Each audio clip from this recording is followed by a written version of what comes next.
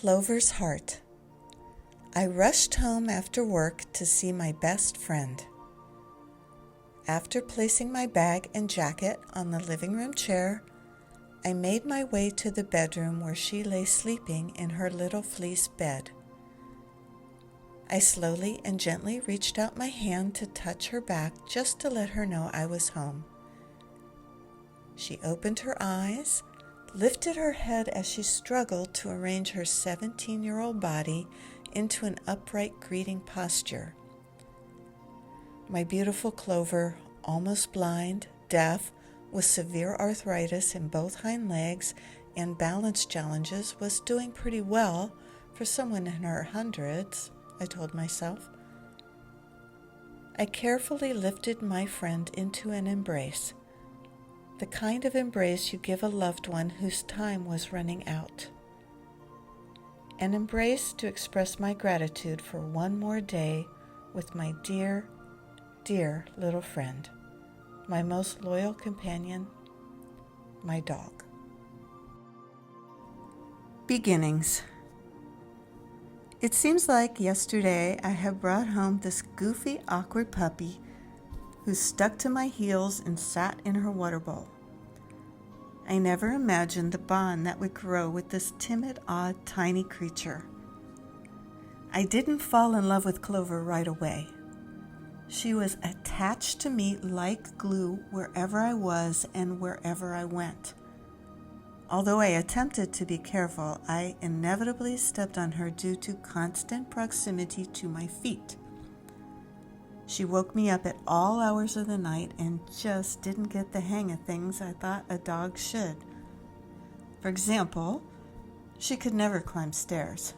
After tripping and falling down first, second, and third steps, Clover resigned herself to sit on the first step and refused to go any further, that is, unless I carried her.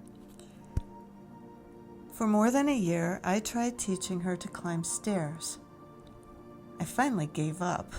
I guess clumsy defined Clover best when it came to jumping or climbing. She could jump on furniture with 60% success. The remainder of her attempts resulted in an ungraceful thud, leaving her looking up at me with a question mark in her eyes.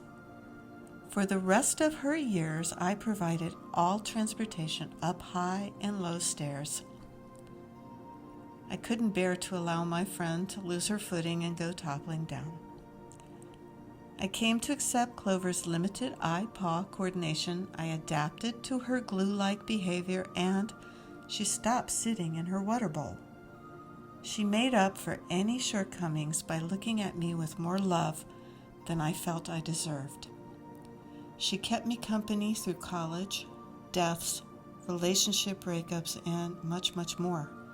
That little dog did not let me down once in 17 years. Gentle and true. Clover never warmed up to other dogs. Quite by accident, I discovered she liked rabbits. She met my friend's bunny, and they took to one another right away. Clover cared for the bunny as if he were her own.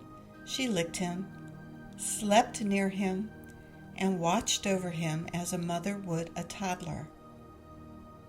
The bunny felt no fear in her presence as she only showed him kindness. From then on, Clover had bunny companions. I adopted 5 rescue rabbits over the course of her life. Each bunny adored her. Even more than her kindness to her floppy-eared friends was her loyalty to me. Clover tolerated other people in my life, but never gave her heart to anyone else. Just as she kept a watchful eye on her rabbit companions, she did me.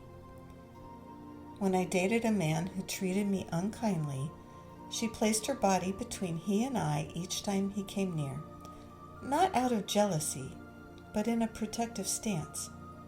She saw the truth about him that I came to realize and sent him on his way. Thank you. At 17, each day with my little lady was a gift. Each day was an opportunity to be with a friend I had grown to love with my whole heart. One summer day in her 17th year, Clover was standing next to my bed in the morning with her eyes fluttering while struggling to stay balanced. It appeared I was observing a stroke in progress. Whatever it was left her with a permanent head tilt and difficulty navigating even the shortest of distances.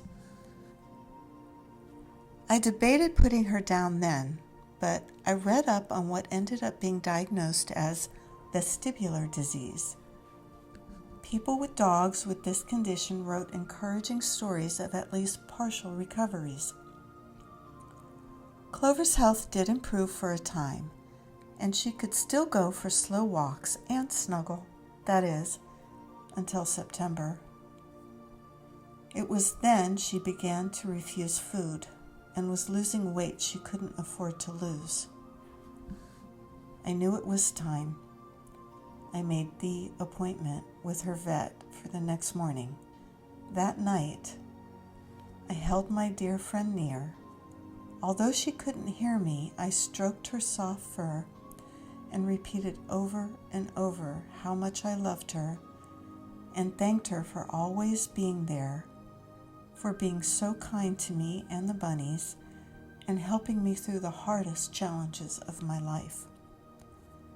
I kissed the soft fur on top of her head and drifted in and out of sleep until daylight.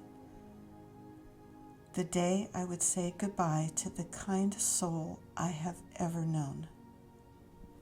My beautiful Clover.